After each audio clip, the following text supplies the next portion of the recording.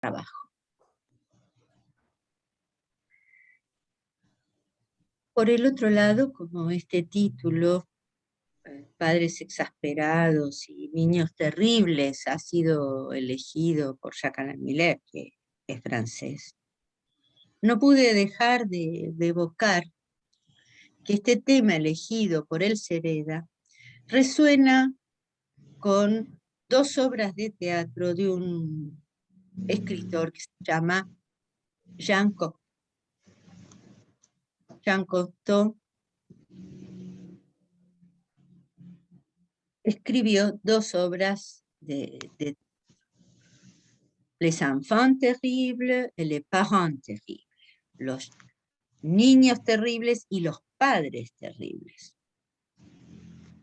En realidad él es un niño terrible.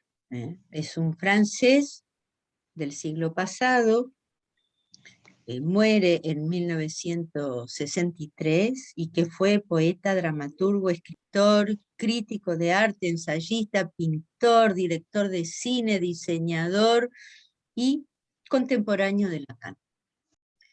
Con una historia familiar convulsionada, expulsado de las escuelas por indisciplina, con un gran desinterés por el aprendizaje escolar, y que en la adolescencia, cuando muere su gran amor, su pareja homosexual, cae en el consumo de opio. Tiene varias curas de desintoxicación, pero en realidad consumirá drogas hasta el final de su vida. En realidad, a pesar de una época que traía todo un movimiento cultural, la relación que tenía este escritor con este joven actor fue muy criticada. Y él, entonces, trató de contrarrestarla en sus ensayos contra la homofobia. Pero aprovechó para mostrar las relaciones estragantes y tóxicas en la familia. Los entramados que hacían estallar una crisis tras otra, pero que luego de cada crisis había un nuevo orden familiar que se establecía. Hay alguien que aún tiene el micrófono abierto, porque se escuchan ruidos, así que si podría cerrarlo, se lo agradezco.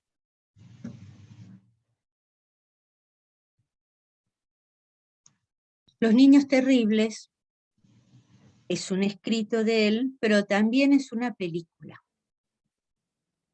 Y él escribe el guión. Esta película se estrena en 1950. Voy a ser muy breve, simplemente era para decir algo que me evocó este título elegido por el Cereda, porque Los niños terribles es una película donde a partir de una serie de tragedias familiares, muertes y herencias, un grupo de jóvenes adolescentes decide irse a vivir juntos a un gran palacete heredado. Y viviendo juntos se da una serie de relaciones entre hermanos y amigos, celos posesivos, recrean un mundo obsesivo, fantasioso, secreto, alejado de la realidad.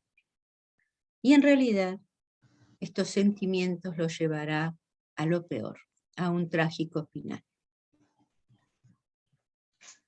A pesar de esta vida tan complicada, Cocteau fue elegido miembro de la Academia Francesa en 1955 y 2 años después se convierte en miembro honorario del Instituto Nacional de Artes y Letras de Nueva York. Y como nota de color, les comento que en 1960 realiza para el Teatro Colón de Buenos Aires la escenografía de la ópera que se llama La voz humana. Es una obra de Francis Poulenc, interpretada por Denis Duval. No sé si han visto que Almodóvar ha hecho una recreación de esta ópera, que se llama La voz humana, que es muy interesante, muy interesante. No recuerdo ahora si está en Netflix o en YouTube. Es breve, pero tiene una excelente actuación y unos colores fantásticos. Bien, Jean Cocteau muere en 1963, víctima de un infarto, después de haberse enterado de la muerte de su gran amiga Edith Piaf. Pero esta cuestión con las familias es algo que está instalado en la cultura francesa. Y otro escritor también, Jean Genet, que decía: familia, las odio, pero no puedo vivir sin ustedes y tampoco puedo vivir con ustedes. Bien, hoy entonces propongo que tomemos uno de estos significantes que nos va a orientar, que son malentendidos familiares. En el texto de Lacan, que se llama Los complejos familiares, saqué una cita de Lacan que dice: entre todos los grupos humanos, la familia desempeña un papel primordial en la transmisión de la cultura.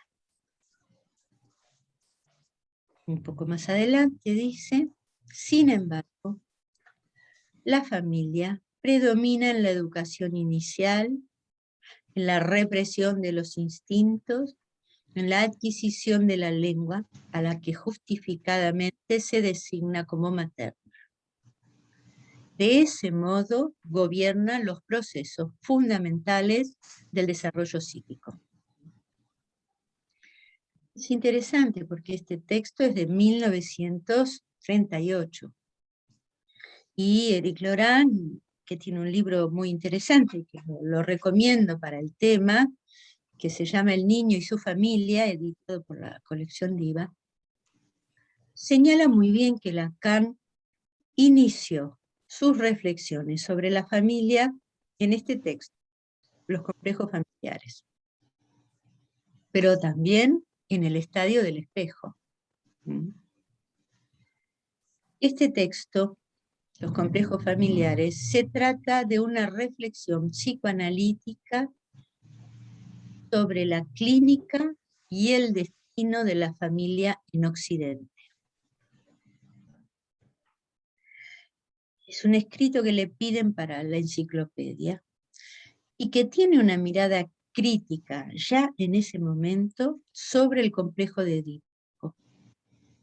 Lacan dejaba de apoyarse en el uso del mito, ya en ese momento, y trataba de mostrar cómo el Edipo depende de las formas de evolución de la civilización. Ubica entonces que la familia va hacia una reducción, que él va a llamar familia nuclear. Pero señala que la familia nuclear también ha cambiado, que ya es otra cosa. Que la verdad de la familia se transformó en realidad en la variedad de las formas de matrimonio. Fíjense que estoy hablando de 1938. Como Lacan en realidad es visionario en esto.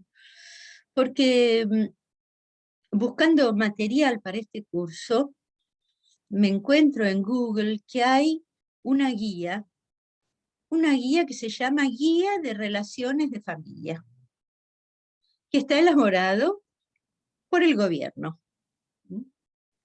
¿Y qué define la familia? Como un grupo de personas unidas por relaciones de filiación o de pareja, que se reconoce como tal. ¿Y qué es lo que hay en esta guía, entonces, de las relaciones de familia? Hay información sobre las uniones familiares previstas por la ley, es decir, diferentes formas de matrimonio. Matrimonio, unión de convivencia, etc. Y después pasan a describir los derechos y obligaciones legales y gananciales. Y después pasan a describir la forma de divorciarse y las compensaciones económicas. O sea, se ve ahí cómo toman realmente las diferentes formas de matrimonio y las cuestiones que toca algo muy distinto de lo que va a tocar el psicoanálisis. Después encontré en otro artículo del diario Infobae, que justamente trabaja sobre las modificaciones familiares, cómo las nuevas técnicas reproductivas han producido modificaciones en los sistemas de parentesco y en las formas de nombrarse con respecto a la filiación, a la maternidad, a la paternidad y a la identidad sexual. La ciencia avanza sobre la naturaleza y al mismo tiempo la cuestiona permanentemente, mostrando su fuerte incidencia en las relaciones familiares. Ahora bien, a pesar de todos los cambios ante los que nos encontramos, todos desean y necesitan pertenecer a una familia. Y es lo que dice Lacan. A pesar de todos los cuestionamientos que se le hace a la familia a través del tiempo, se reclama hacer familia. Ahora bien, hay otro artículo de mayo del año pasado que se llama ¿Cómo se piensan hoy las nuevas estructuras familiares?, también del Infobae, en donde dice que solo el 37% de las familias responde al formato tradicional. Es decir, la estructura madre, padre, hijo. Esa familia nuclear que había ubicado Lacan, dice que esa estructura bajó en el país, estamos hablando de la Argentina, en la última década, muchísimo. Hay menos matrimonios, dice el artículo, muchos divorcios, pero lo que se mantiene es el reconocimiento de la paternidad, aunque esto se dé de diferentes formas. Ya no se habla tanto de la paternidad, sino de la parentalidad, tratando de nombrar la interacción del niño con sus padres en muchísimas variaciones. Lo que vemos entonces es que el padre ha cambiado. Hay una nueva clínica que da cuenta de la fragilidad del padre y el malestar que produce esto, estas nuevas relaciones al padre en la familia, porque todo lo que ha tocado a la caída del patriarcado y en donde hay cambios y reconfiguraciones, en algunos aspectos esto toma diferentes formas, en grupos religiosos, por ejemplo, como los evangelistas, llaman a reconstruir familias, a proponer un nuevo ideal paterno, un padre más democrático, ¿no? Es decir, cómo inventar un padre acorde a la época. Lacan ya, antes de los días nuestros, hoy actuales, propone otra cosa con respecto al padre. Propone una clínica en donde el padre sea un instrumento del que el niño se pueda servir cuando está confrontado a un real del goce perturbador que tiene consecuencias para la familia. Un goce no localizado. Lacan entonces nos va a presentar una reconfiguración del padre. Un padre que no aplasta con su goce, sino que puede ayudar para encontrar caminos en la vida que no sean mortíferos. Al mismo tiempo, permitirle al niño encontrar un goce posible, vivible. Vamos a ver, tal vez en el curso de nuestros encuentros, que en los textos más avanzados de Lacan, como por ejemplo Notas sobre el niño, Lacan ya no habla del Edipo. En este texto también critica esas utopías comunitarias que trataron de evitar los malos efectos que producía el padre.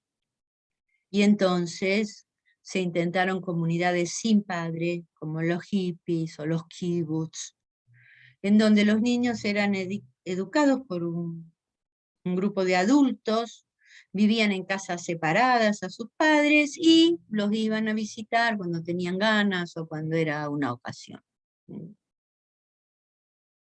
Lacan dice, se constata que esto tampoco funcionó. Es decir, no funcionó, ¿qué quiere decir? No se evitaron los estragos producidos por la relación al padre. Por eso Lacan pensó una reformulación muy original. Lo vamos a desarrollar un poco más adelante, pero ¿qué es lo original? Sustenta al padre en su forma de goce, en lo que podríamos decir su pecado. Esto es original, porque en realidad ni la educación, ni la religión, ni la política pensarían en hacer una cosa así. Es Lacan. Bueno, ¿qué es entonces para el psicoanálisis la familia? Voy a hacer un breve desarrollo y después le voy a pasar la palabra a Gabriel Aranda, que ha preparado para nosotros un punteo sobre un artículo de Miller. Pero antes de darle la palabra, yo diría que tenemos que partir de que en la familia no hay nada de natural. Que ser madre o padre no es un acto de voluntad, porque ser madre o padre requiere de una decisión y un consentimiento para que su función se encarne en cada uno de los genitores. Es en este sentido que podemos decir que de alguna forma todos los niños tienen que ser adoptados por sus padres. Y que las funciones padre y madre tienen que inventarse. No hay formas universales que funcionen para todos. Aunque ustedes saben que hay un intento de hacer escuela para padres. Ahora, en todos los aspectos que se hable de la familia, hay un punto en el que coinciden todos los discursos. El jurídico, el educativo, el sociológico, el biológico, el antropológico y el religioso, y cualquier otro que no haya nombrado. Todos coinciden en que es por la familia que se efectúa, que se opera una transmisión. ¿Transmisión de qué? Ya lo veremos. Señalemos entonces que la familia es un hecho de discurso y por eso es sensible a la época.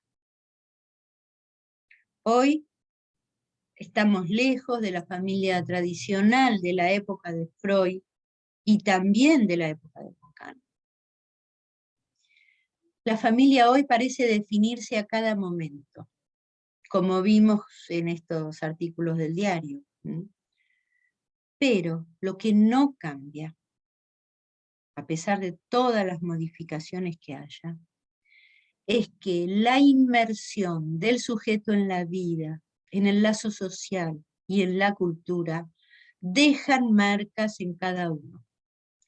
Porque ahí se instila, lo usa Lacan, se instila, quiere decir que es algo que cae gota a gota. Ahí se instila la lengua. Ahí se transmite un deseo que, como dice Lacan, no tiene que ser anónimo. Cuando decimos un deseo no anónimo, lo que decimos es que en ese deseo está implicado alguien que quiere algo para ese niño. Bien, iremos dándole varias vueltas a todo esto, así que me parece que es oportuno que me detenga acá y que le pase la palabra a Gabriela. Gabriela, buenas noches, te pasamos la palabra. Buenas noches. Bueno, el texto que preparé es a partir de la lectura de un artículo de Miller que se llama Cosas de familia en el inconsciente.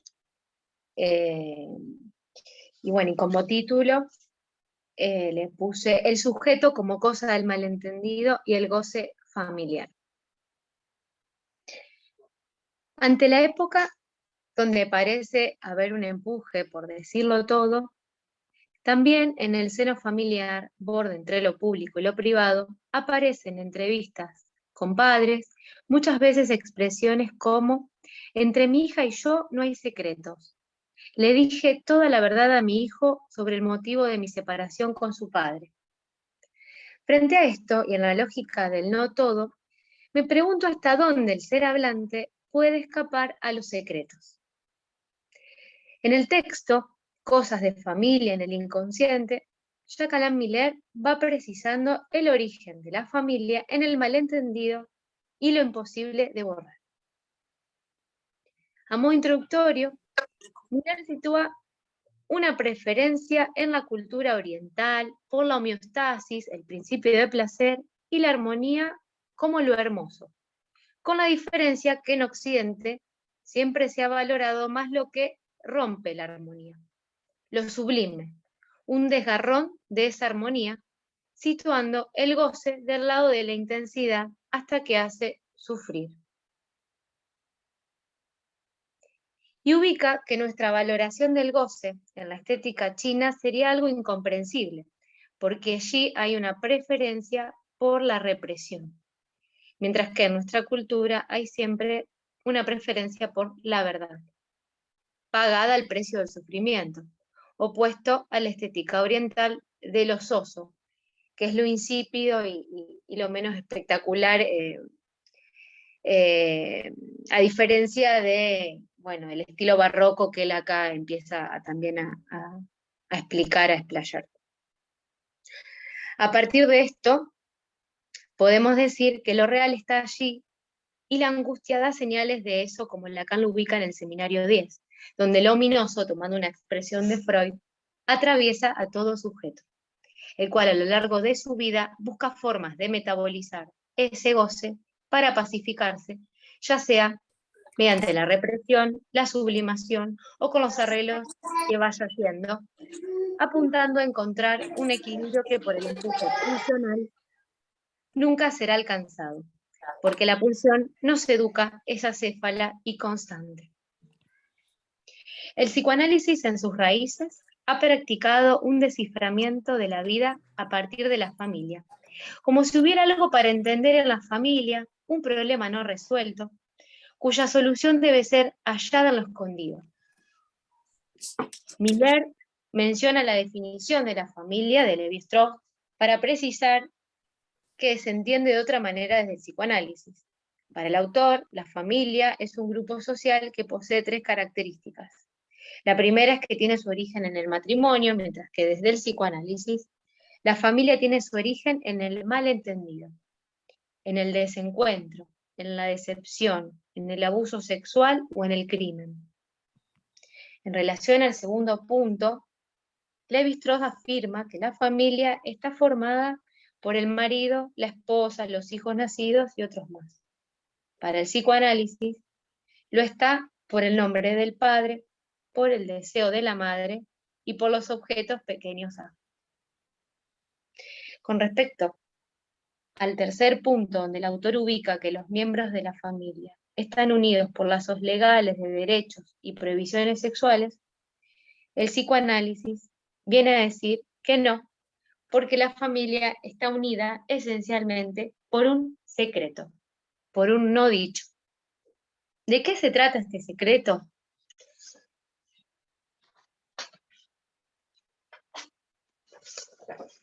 Es un deseo no dicho, es siempre un secreto sobre el goce. ¿De qué goza el padre y la madre? Por esta vía se introduce el falo en la familia, el más esencial de los dioses. ¿Qué significa el Edipo sino que no gozan donde deberían gozar? Y si no ha sido prohibido el goce materno para el niño varón, quedará toda su vida envuelto dentro del goce materno. Estragos que el analista afronta en su práctica diariamente. Se entiende entonces por qué el cristianismo ha inventado la familia sagrada, un Dios necesario para normativizar ese goce materno. Entonces el secreto viene a ser el principio de unidad de la familia sagrada del inconsciente. Lacan, para explicar el secreto familiar, vincula la familia a la lengua, ya que la lengua que cada uno habla es cosa de familia, y que la familia en el inconsciente es el lugar primordial donde se aprende la lengua materna. Es decir, que hablar es una lengua donde se testimonia el vínculo de la familia.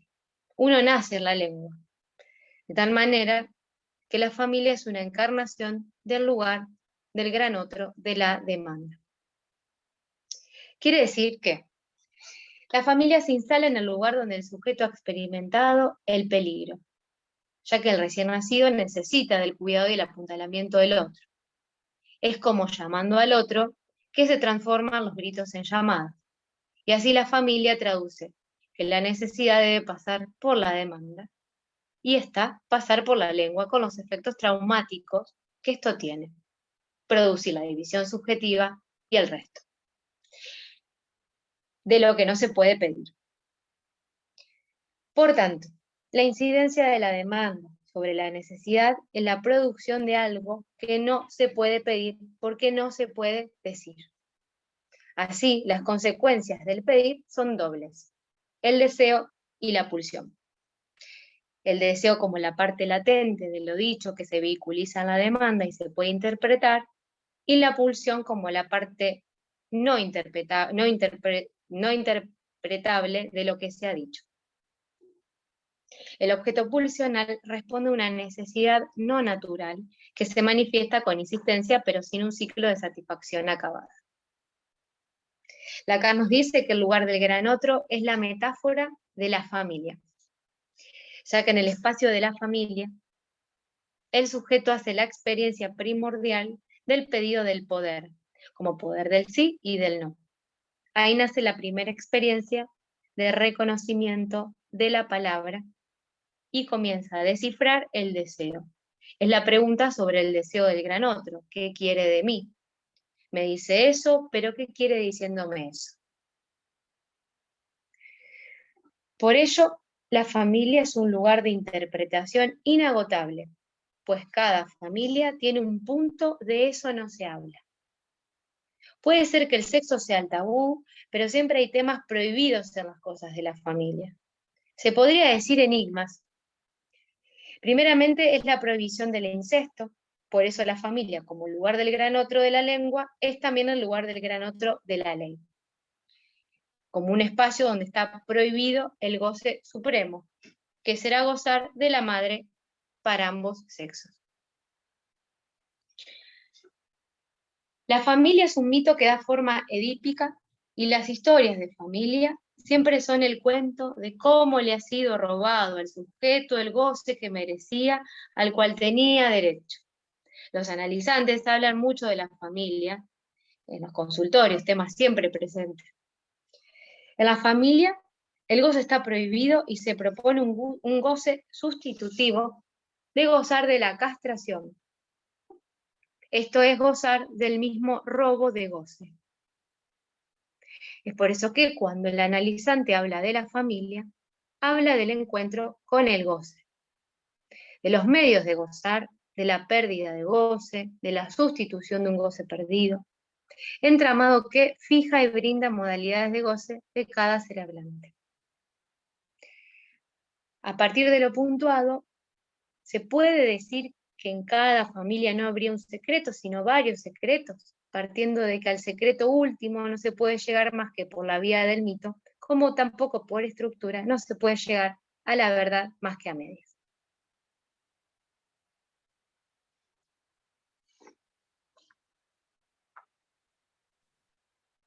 Muchas gracias, Gaby. Me parece que es una muy buena puntuación de un texto muy rico. Y tal vez antes de pasar un poco a la segunda parte, podríamos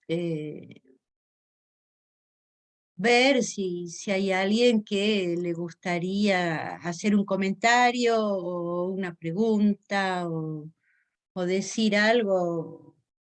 Realmente has tomado muchos temas y tal vez podríamos dar la palabra si alguien quiere intervenir, ya sea alguien del taller o alguien del público.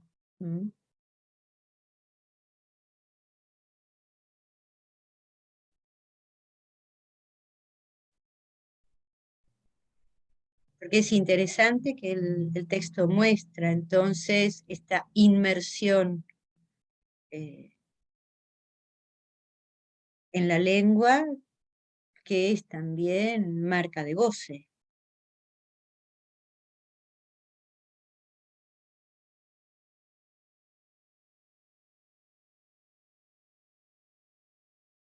A mí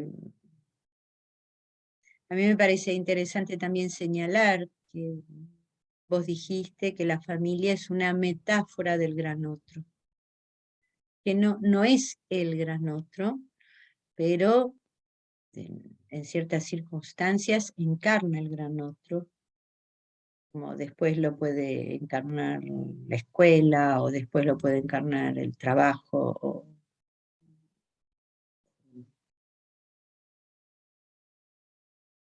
Pero hay ahí algo de estos lazos familiares que quedan en el campo simbólico, pero no separado de marcas de goce. Sí, ahí está el ejemplo en la práctica, cuando, con esto que decías al principio sobre el bricolage, de cómo uno en la clínica, para pacificar algo, el sufrimiento de ese niño, va haciendo un bricolage con los gran otros donde están encarnados. Escuela, familia, abuelos, madres, no sé, taller de arte, cómo uno va también con eso. Sí, lo que vos decís es como una reconfiguración de ese gran otro, porque si tomamos el gran otro como el campo del lenguaje y la palabra, ¿no? Todos estos lugares son los, como vos lo decís bien, como lo que le va dando cuerpo a este gran otro, que en última instancia es múltiple, ¿no? Es múltiple. A veces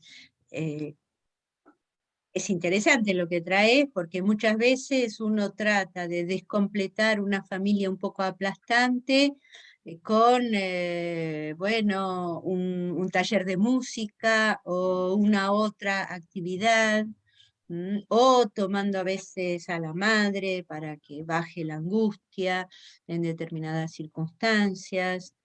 Eh, el gran otro, el campo del lenguaje, de esa forma lo vamos tratando que se reconfigure para el sujeto, que lo aloje de una manera en donde él no se sienta aplastado.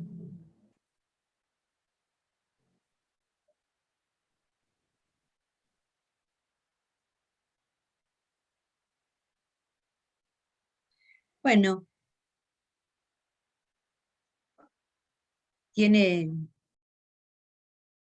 el texto en realidad es muy rico, me llamó mucho la atención esto que trae Miller de las diferentes formas de gozar entre Oriente y Occidente.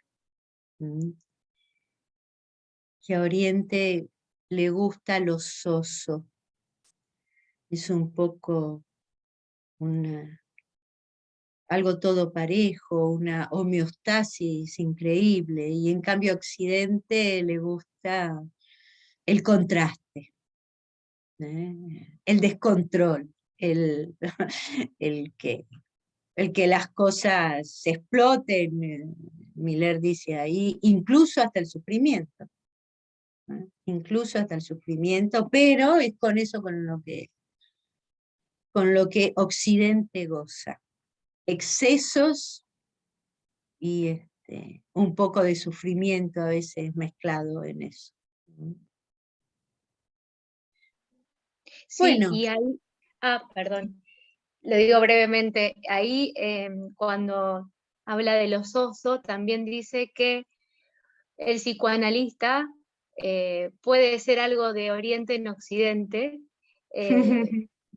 por la posición que uno toma, esto que dice lo insípido, lo menos espectacular, ese vacío, eso también.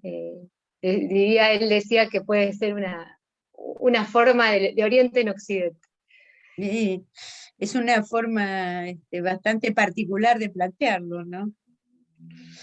En todo caso, creo que en lo que trajiste, Gabriela, podemos ver cómo la familia regula el goce, resguarda lo innombrable, lo real del goce sería lo innombrable. La familia es entonces una ficción, porque vimos que hay tantas formas de matrimonio y de familias ensambladas, monoparentales, homoparentales, pero sea como sea, esta ficción permite soportar lo real del goce. Y ahí el malentendido tiene un lugar fundante. Traje para este apartado donde podemos inclinarnos un poco a ver de qué se trata el malentendido, un fragmento que vamos a ver si la técnica nos permite verlo. Hemos estado ensayando, pero vamos a ver si sale bien ahora. Un fragmento de una película que está ahora en los cines, que se llama Come On, Come On, que en realidad es traducido como siempre adelante. Dale, dale, siempre adelante. Eso sería la traducción de esta expresión en inglés, que da cuenta, si ustedes quieren, del super yo de la época. Dale, dale, siempre adelante, siempre para adelante. No, no te dejes ir para atrás, no te dejes caer. Dale, dale. Esta película es de Mike Mills y trabaja el actor que trabajó en El Guasón, haciendo un papel diferente, pero excelente. En realidad se las recomiendo. Es una película en blanco y negro, donde se trata de Johnny y Viv, que son hermanos, y su madre ha muerto hace un tiempo de una demencia senil o algo parecido. En ese tiempo ha sucedido algo en la familia de lo que no se habla, pero se hace alusión. Y los hermanos no se han visto en el último tiempo. Ahora bien, a pesar de la relación tensa que hay entre ellos, Viv llama a su hermano para que se quede en su casa unos días y cuide a su hijo Jesse, de 9 años, porque ella tiene que acompañar a su marido que viene de presentar un desencadenamiento psicótico. El tío, en ese momento, está trabajando en un programa radial en donde entrevista a niños y adolescentes sobre cómo ven el mundo en el que viven. Entonces, en la película se van a ver relatos paralelos de una generación de chicos y adolescentes que atraviesan complicadas etapas de su vida y tratan de lidiar con eso lo mejor que pueden. El pequeño Jesse aparece como un niño terrible en determinados momentos, tanto por su rebeldía, pero también por su sumisión. La película es interesante porque deja ver la singularidad de este niño terrible. Muestra algo de la familia, algo de su religión, como nos dice Daniel Roa, que dice que cada familia tiene su religión, tiene su rito, su lengua. Y vamos a ver el uso que hace el pequeño Jesse de esa lengua familiar. Él en realidad encontró un cierto tratamiento, que es teatralizar historias, en donde suele aparecer la muerte de los niños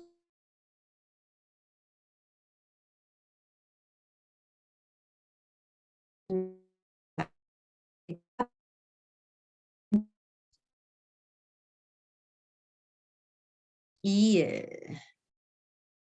él va a lograr hacer otro uso de lo que le pasa al final de la película. Bueno, vamos a ver entonces si nos sale esta presentación.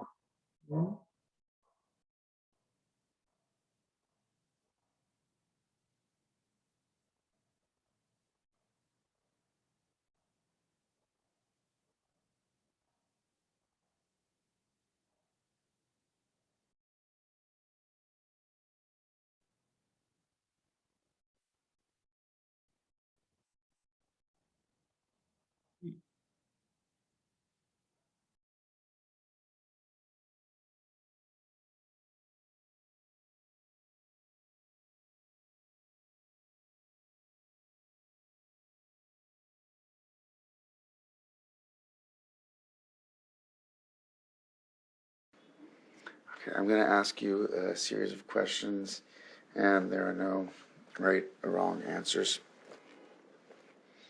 So when you think about the future,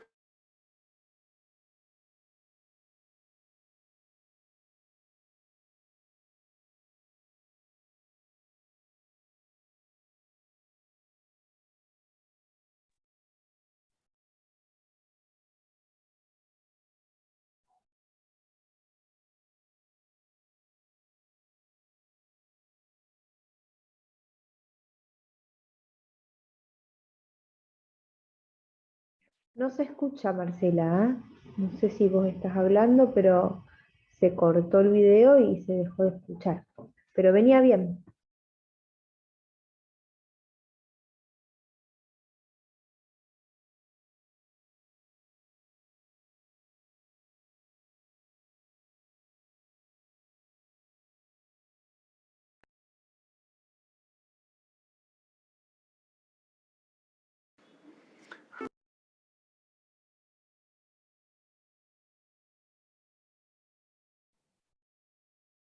¿Se pudo ver bien? Bueno. Sí, se vio Un perfecto. pequeño tropiezo al principio, lo siento, pero todavía no estoy tan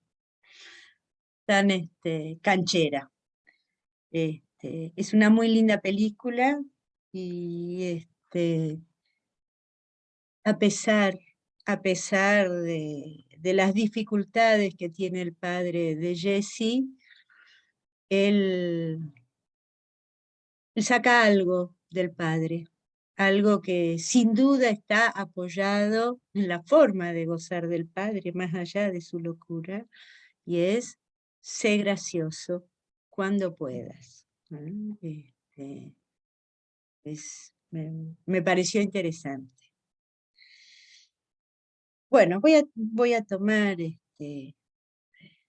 algunas cuestiones, pero quería ir un poco a la cuestión del malentendido.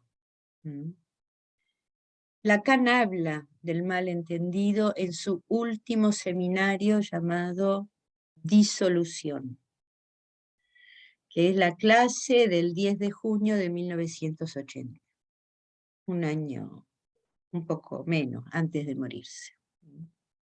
Me gustaría citar algunos párrafos, aunque ustedes deben saber que este texto no está establecido, así que, bueno, creemos que es esto, el texto del seminario, y tal vez pueda haber algunos errores, y lo comprobaremos cuando salga el texto establecido.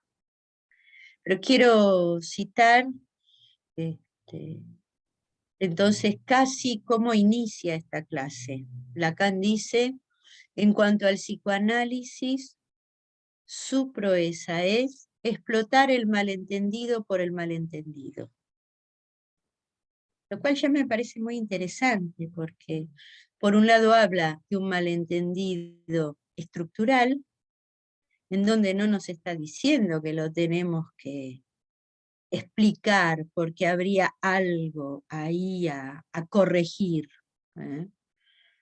sino que justamente lo tratamos por el malentendido, por el equívoco. Tiene que ver con lo que Lacan va a decir acerca de la interpretación, que la interpretación funciona por el equívoco. En el texto de Daniel Roy también él dice algo como: hay un significante y nosotros lo usamos, lo arrugamos un poco, lo movemos, lo borroneamos y ya eso es operativo. Puede ser, me estoy refiriendo al texto de orientación de Daniel Roy, que está subido al blog de Lerinda, y que va a ser un poco nuestra brújula, que vamos a ir tomando parte para ir abriendo ese texto. En ese texto, entonces, él dice eso: borroneamos, arrugamos un poco el significante, y ya eso es operativo. Me parece que es otra forma de decir: explotamos el malentendido por el malentendido. Un poco más adelante, Lacan dice: ustedes todos, ¿qué son sino malentendidos? Otto Rank se acercó hablando del trauma de nacimiento. Pero trauma no hay otro. El hombre nace malentendido.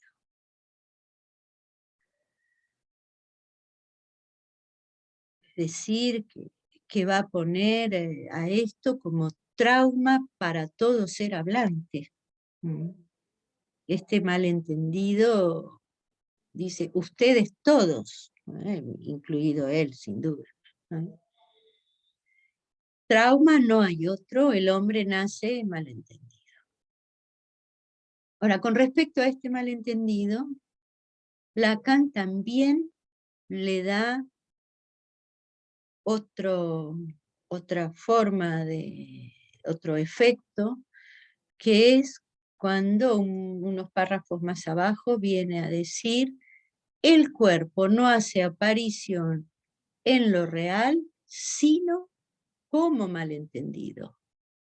Seamos aquí radicales, dice Lacan. Vuestro cuerpo es el fruto de un linaje, y buena parte de vuestras desgracias se debe a que ya nadaba en el malentendido, tanto como podía, nadaba tanto como podía. Eso es lo que se le transmitió dándoles la vida. como suele decirse. Eso es lo que heredan, dice Lacan. Y ello explica vuestro malestar en su pellejo cuando es el caso. El malentendido ya es de antes, en tanto que ya antes del hermoso legado forman parte, o más bien dan parte de ese farfullear, de ese balbucear de vuestros ascendientes. No se necesita que farfulleen ustedes. Desde antes, lo que los sostiene por el concepto de inconsciente es que el malentendido echa raíces ahí. Fíjense entonces ustedes que está la dimensión del inconsciente y la dimensión del cuerpo del parletre. ¿No? Sigue diciendo Lacan, repite, no hay otro trauma de nacimiento que haber nacido como deseado. Fíjense que hubo una época en que había que preguntar, ¿su hijo fue deseado o no fue deseado? ¿No? Y acá dice, no hay otro trauma de nacimiento que haber nacido como deseado. Y después dice, deseado o no, da igual, porque de todas formas es por el ser hablante. El ser que habla se reparte por lo general entre dos hablantes que no hablan la misma lengua, dos que no se escuchan hablar, dos que no se entienden sin más, dos que se conjuran para la reproducción, pero de un malentendido cabal, que vuestro cuerpo hará pasar con la dicha reproducción. O sea que lo que está diciendo es que realmente cada uno de nosotros somos la encarnadura de el malentendido que hubo en la pareja de nuestros progenitores. Y un poco más adelante dice, el diálogo es escaso. En lo que hace a la producción de un cuerpo nuevo, de un ser hablante, es tan escaso que está ausente de hecho. Obviamente se refiere al acto sexual, ¿no es cierto? En donde no se trata de un diálogo ni de una conversación. En el acto, más vale, las palabras sobran, digamos. Dice, es tan escaso que está ausente de hecho. No en principio, pero el principio no se inscribe sino en lo simbólico. Es el caso del llamado principio de la familia.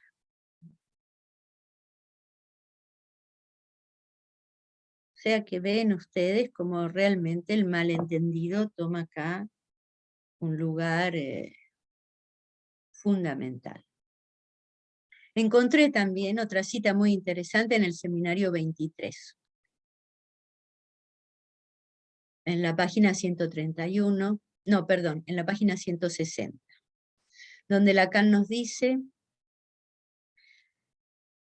las casualidades nos empujan a diestras y siniestras y con ellas construimos nuestro destino. Hacemos de ella nuestro destino porque hablamos. Creemos que decimos lo que queremos, pero es lo que han querido los otros, más específicamente nuestra familia que nos habla. Este nos, dice Lacan, es un complemento directo. Somos hablados. Es fuerte. Es fuerte. Pero justamente me parece que es algo de lo que tenemos que tener en cuenta para trabajar. Comúnmente, el malentendido es considerado como una falla de la comunicación, siendo esta falla la que genera problemas en las relaciones sociales. Hay una parte de la película Come On, Come On, donde el tío le dice a Jessie, ¿te estás riendo o estás llorando? Porque yo quiero tener la respuesta adecuada. Sin malentendido, entonces. Esto garantizaría, lo mismo que la posibilidad de expresarse correctamente, que los problemas se puedan resolver con una adecuada comprensión y con más diálogo. Creo que esto lo vamos a ver en las próximas reuniones, donde hay toda una orientación terapéutica a comprenderse y más diálogo. En el final del pequeño fragmento que vimos, Jesse le pregunta angustiado a su tío si él será como su padre. El tío le responde que no. Jesse le dice, ¿por qué? Porque vos te sabés expresar mucho mejor. Y Jesse le dice, bla, bla, bla. Bla, bla, bla. Y ahí saca lo del padre. Sé gracioso cuando puedas. O sea que me resultó interesante, ¿no? Que después de esta idea de, no, vos te sabés expresar bien, mucho mejor, te conoces a vos mismo mejor, Jesse le diga bla, bla, bla, ¿no?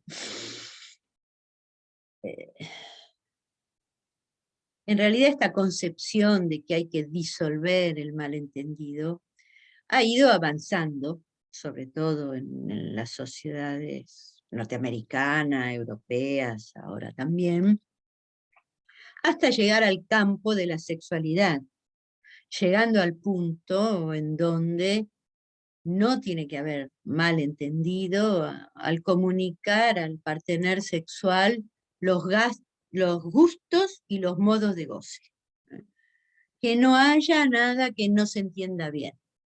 Y esto sería la garantía de una plena satisfacción. Y si no, puede ser tomado entonces como abuso. Ahora bien, lo que se deja aquí de lado es que el malentendido es estructural, como venimos viendo, debido al lenguaje y al significante, y ante todo, consecuencia de la propia división subjetiva. No tiene que tomarse como una fuente de problemas, sino también como la condición de posibilidad de todo encuentro amoroso y sexual. También podemos ubicar que lo que se transmite para la constitución de una subjetividad es el malentendido en la familia. Es lo que dice Lacan en el texto Nota sobre el niño. Ahí Lacan dice que se trata de la transmisión de un resto irreductible, que va a tomar dos formas. Él dice, la transmisión de un deseo que no sea anónimo y la transmisión del malentendido.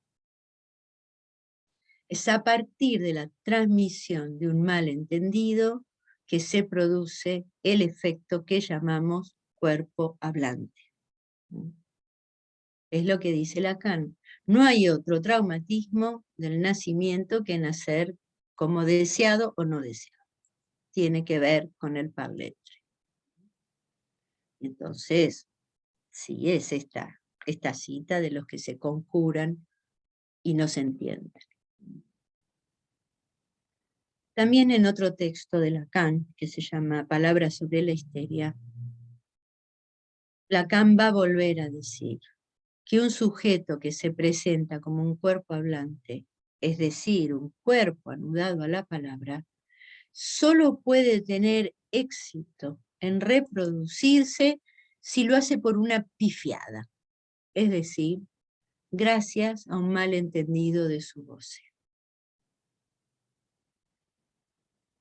Bueno, entonces podemos ver cómo la familia funciona como un modo de suplencia a una relación que está afectada por una imposibilidad estructural.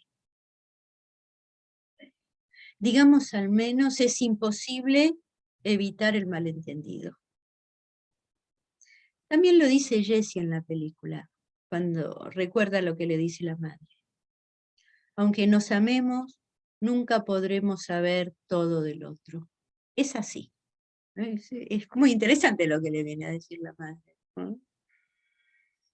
Pero entonces la familia aparece como una suplencia a la inexistencia de lo que nosotros llamamos en psicoanálisis la relación sexual. Es decir, que podríamos pensar la familia suplencia como un síntoma.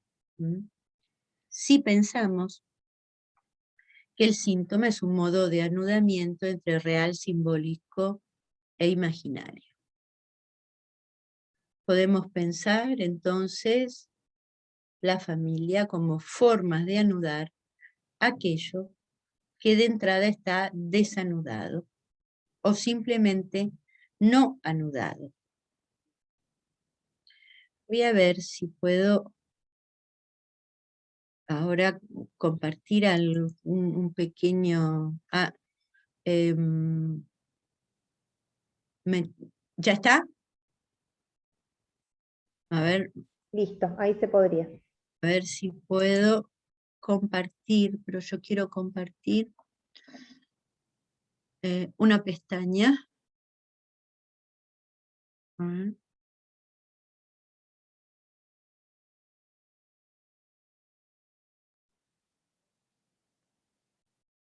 Ahí, ahí ven, es un poco lo que nos va a decir Daniel Roa, en donde hace dos círculos de Euler. De un lado pone a los dos hablantes, que no se entienden entre sí, del otro lado al niño, y lo que tienen en común es el goce mal entendido.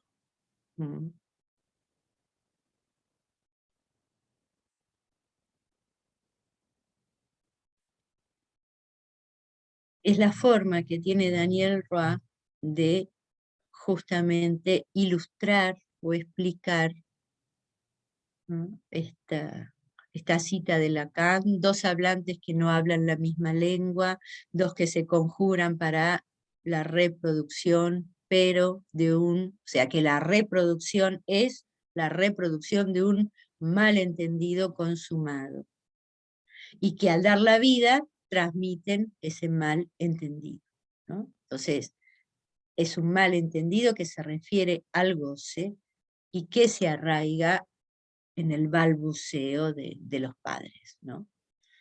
Y entonces el bebé, el niño que nace, el nuevo cuerpo, participa, si es un cuerpo hablante, de ese malentendido.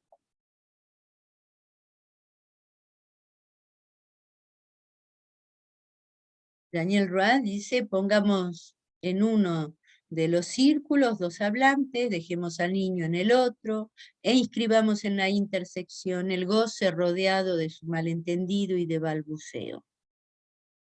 Lo real del goce viene así a imprimirse por debajo de la trama del discurso y a dar una nueva perspectiva para el síntoma, la de un real irreductible entre padres y niños que los une y los separa. Un punto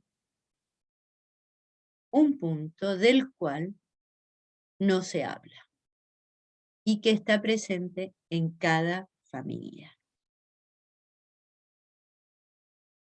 Daniel Roa dice: la intersección está constituida por lo que tienen en común, a saber, el malentendido y balbuceo sobre el goce de los cuerpos, transmitido por la vía de los deseos encarnados, es decir, de los progenitores, en el mejor de los casos. Hay veces que ni siquiera eso se da. El propio goce viene entonces rodeado del inevitable malentendido que se da entre dos sujetos hablantes cualesquiera.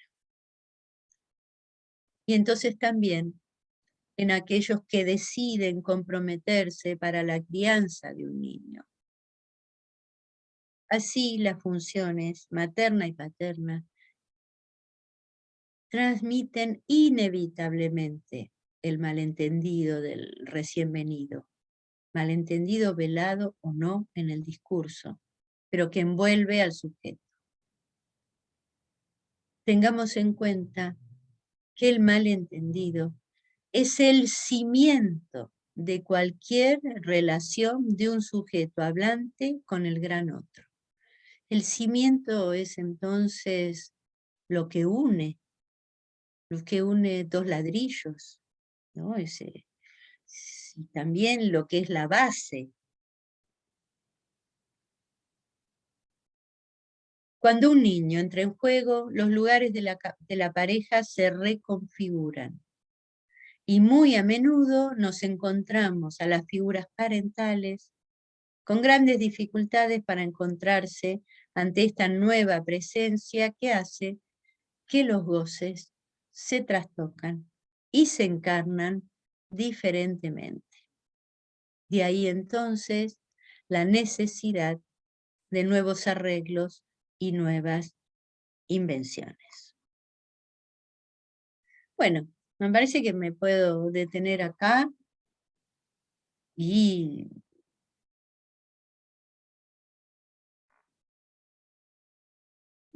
podemos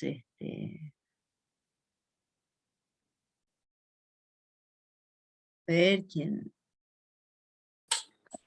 quiere comentar algo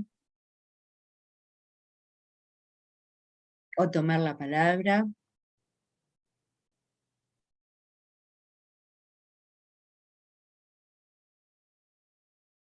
La cuestión es que el malentendido y el secreto familiar tienen una dimensión, se está diciendo que es para todos, ¿no? No es específicamente tal vez un hecho, es que la familia de alguna manera preserva ese goce que no se puede decir, esa parte real del goce, o también como Lacan lo llamó, ese goce femenino que no entra en el sentido, en los significantes. Y justamente no es que haya que develar un secreto, porque lo que vimos que dice Lacan es que el malentendido se trata por el malentendido, es decir, en ningún momento hay algo que haya que venir a mostrar o a develar, ¿no? Hay algo que se mantiene intraducible, podríamos decir. Sí, hay en la familia temas que no se hablan, peleas de familiares entre sí, historias, siempre hay cosas que es preferible no hablar, se deja de lado. Creo que no existe ninguna, pero la cuestión a tomar es que en tanto tiene que ver con el goce y con la dimensión del goce, y estamos hablando de ese secreto, que en realidad es secreto porque no hay forma de que podamos decir las cosas para que no haya malentendido de los goces. Marcela, Sí, acá, Ingrid. sí, Buenas noches. Se me ocurre pensar esto que estás diciendo con lo que trae Gaby en su punteo de que la verdad es un poco lo que apunta a la sociedad en la que estamos, ¿no? Esto, y me encantó porque Gaby trajo viñetas, viñetas de su clínica, que creo que un poco la compartimos, esto de yo le cuento todo, es como mi hijo, es como mi amigo, ¿no?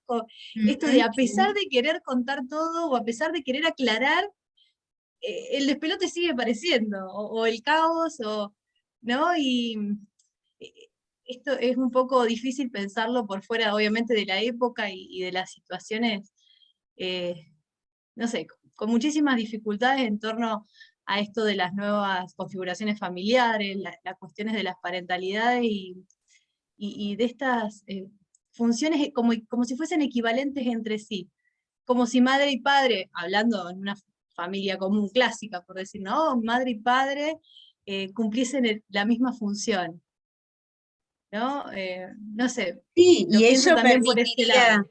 permitiría que no haya malentendido, Sí, es que como si se cada apuntara a uno eso. tuviera su lugar justo y no se equivocara, no se superpusiera con el otro, pero la cuestión del malentendido o de lo imposible de decir está también en cada uno.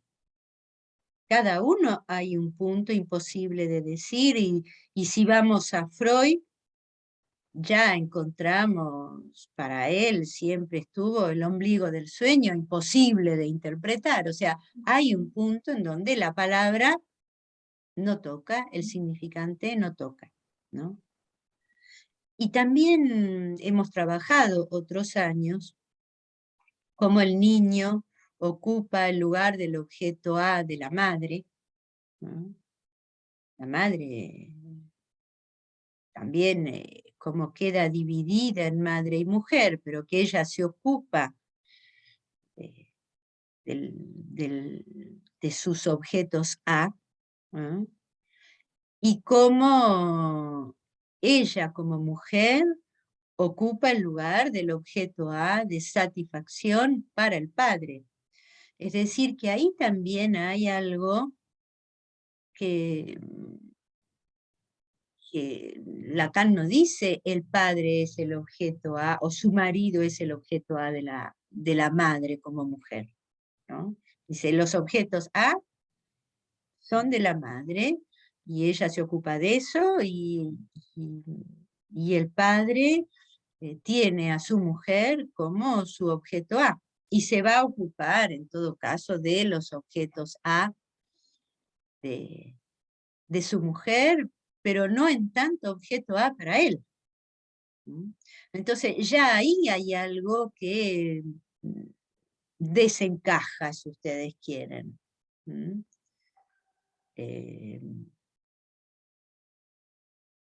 Así que me parece que vamos a tratar de ir pesquisando estas cuestiones de malentendidos y al mismo tiempo de intentos de anular el malentendido, en vez de utilizarlo como un buen cimiento, como una buena base. Fíjense que Lacan llega a decir que es por el malentendido que puede surgir el cuerpo hablante del niño. Es decir, que no lo está tomando como algo a anular, ¿no? Es lo mismo que podemos decir del síntoma. El síntoma tiene en sí una solución. Y me parece que lo interesante de pensar esto por el lado de la familia es que, contrario a la época, que quiere poder decirlo todo, como decía Gaby, o la película, que no haya malos entendidos, que haya respuestas correctas, que no haya equivocación y que todos estén de acuerdo, esto es insostenible. Es el síntoma de cada uno que permite encontrar una invención y una salida. El resto es muchas veces aplastante. Pero bueno, espero que tengamos tiempo de darle más vueltas a esto, que es la originalidad que no encontramos en ningún otro lado, la originalidad del psicoanálisis de orientación lacaniana. No encontramos otros discursos que vengan a plantear esto.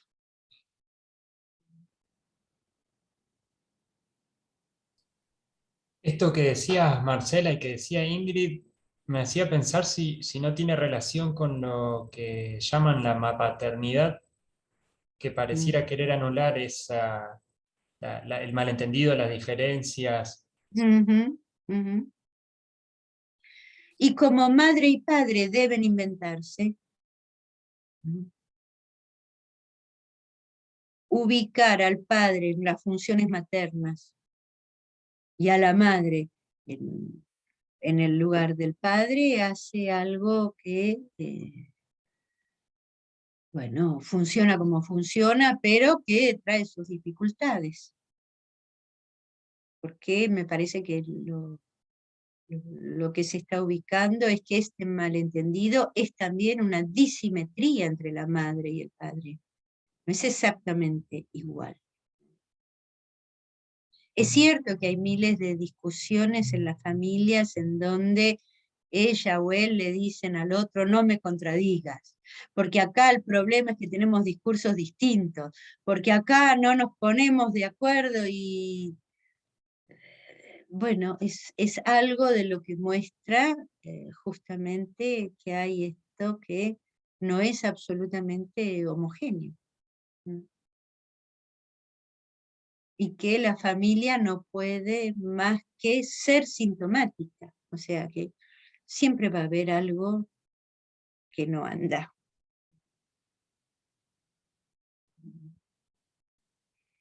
Por eso lo de Genet, familia, el escritor Jean Genet, familia las odio, no puedo con ustedes y no puedo sin ustedes. Ahí a cada sujeto le toca inventar.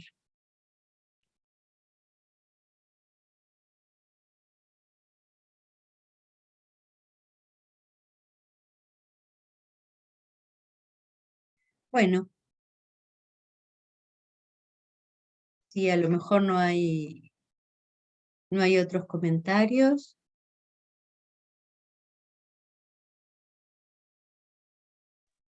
No, pensaba tal vez en relación al autismo y a la cuestión que trabaja Silvia Tendlas en relación a que no hay un consentimiento de parte del autista, el sujeto autista, a entrar en el lenguaje, a la alienación, digamos. Habla del rechazo a la alienación.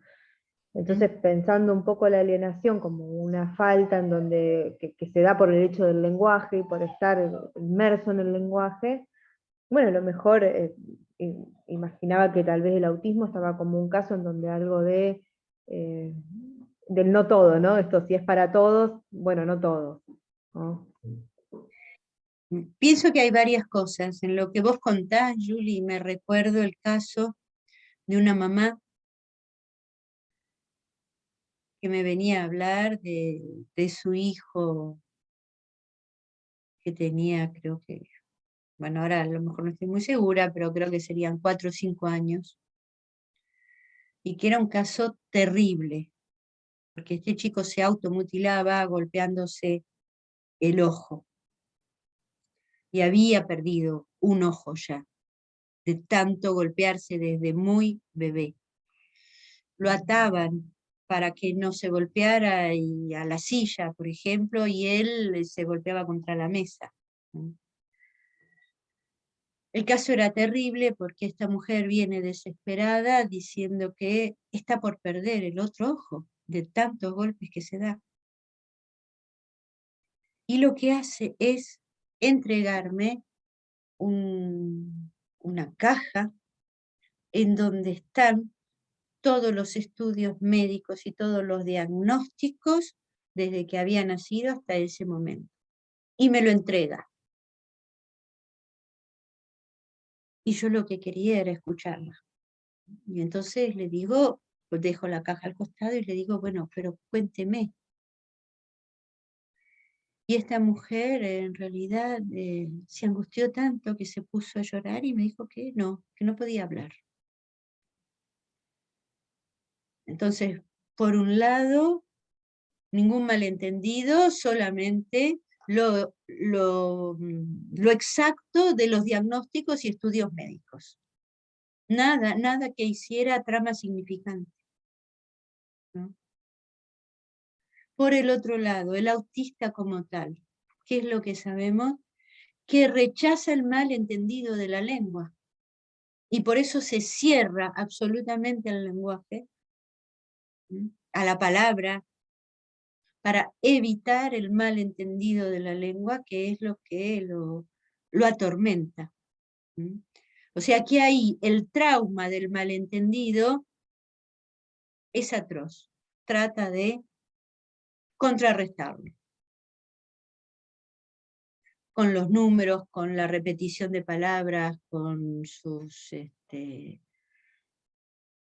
bueno, con todo lo que puede venir a hacerle un borde, ¿no? a ese malentendido de la lengua que se le vuelve intrusivo al sujeto autista.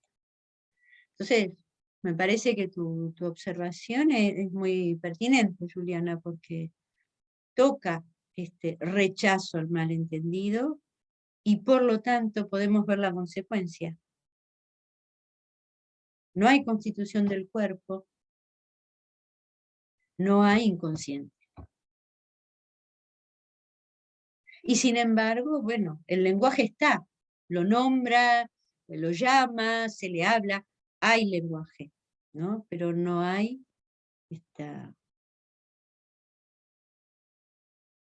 hay esta defensa, para decirlo de alguna manera, al malentendido.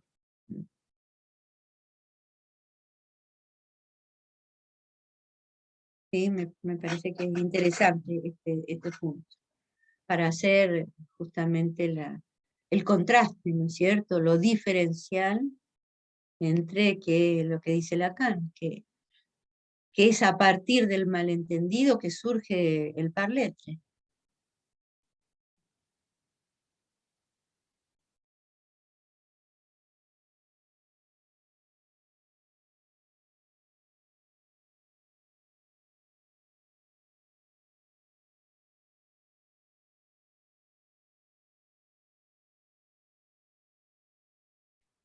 Ah, Si perdón. Natalia Menicheli está hablando, no se la escucha.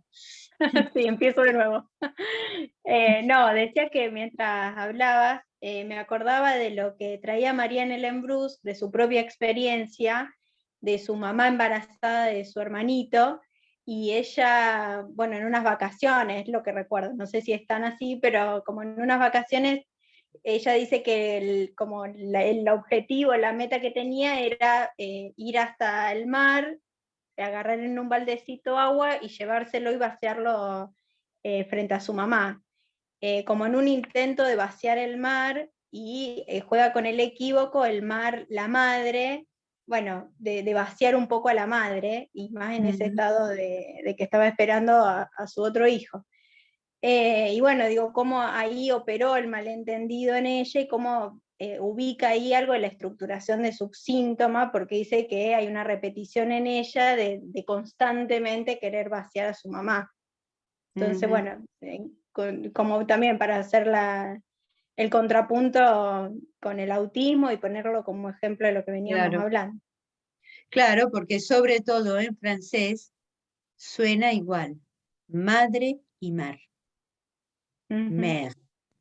Es igual, se escriben distintos, pero suenan igual. Y entonces acá vemos el equívoco homofónico, ¿no? El malentendido también. El malentendido que hace, como dice Lacan, del malentendido surge el inconsciente, es decir, en ella ya funciona esta mecánica significante que permite la sustitución de uno por otro, por el malentendido, por lo sonoro también, porque el malentendido tiene que ver también con lo sonoro. Es malentendido de goce, pero también es lo sonoro lo que ahí habla y hace el cuerpo del bebé, que es, como lo nombra Lacan, el surgimiento del parletre.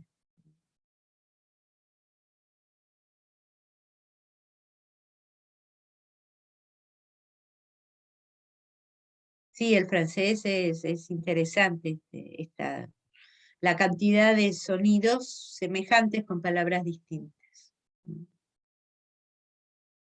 Bueno, Me parece que con esta viñeta que trae Natalia podemos dejar por esta noche y nos vamos a encontrar entonces el cuarto martes. ¿Mm? Nos despedimos y les voy a decir algo. Los que ya están inscriptos no necesitan volver a inscribirse, pero vamos a avisar que los que no se inscribieron y quieren recibir el link, sí van a necesitar inscribirse. Esto lo va, y posiblemente pongamos que la inscripción va a ser hasta un día antes, para no esperar hasta último momento de tener a todos en el boletín, que hace que a veces no, entonces el link no se llega a mandar justo a tiempo. Bueno, muy bien. Buenas noches y hasta la próxima. Hasta la próxima.